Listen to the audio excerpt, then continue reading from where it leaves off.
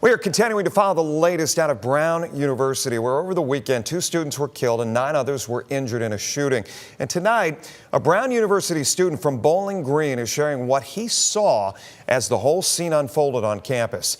He says he was just a short walk from where the actual shooting took place, and he knew one of the victims who died.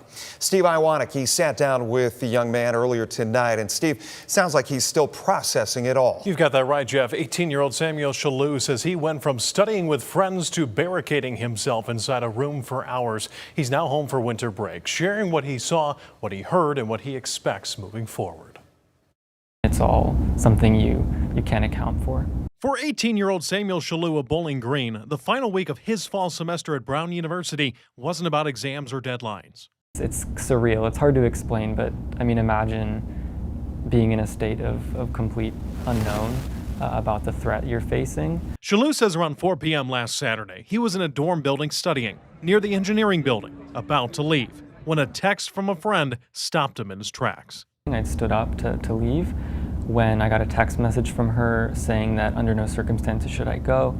She then called me to tell me that there was an active shooter. A gunman who, according to the FBI, is still at large, entered the Barrison Holly building, which houses the university's engineering and physics departments, killing 2 and injuring 9 others. Challu says he knew one of the victims who died, Mukamek Aziz Umerzakov, also an 18-year-old freshman.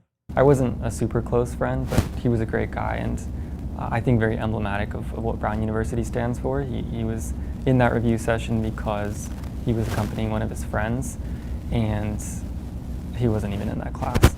Challu says he and others were able to barricade themselves, staying out of sight and not making a sound. Any sound made seems like a potential threat. We were all silent, trying not to make any noise. The lights were all off.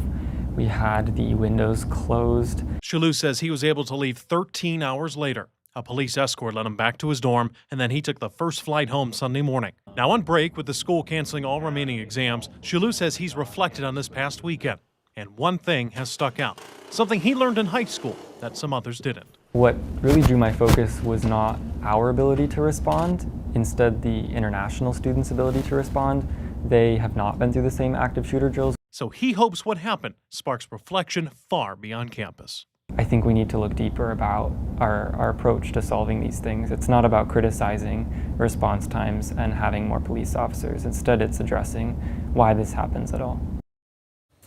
Now, Challu says he does plan on returning to Brown for spring semester, though he expects security around campus to be much higher. He is a double major studying right now international public affairs and math and economics. In studio, Steve Iwanek, WTOL 11.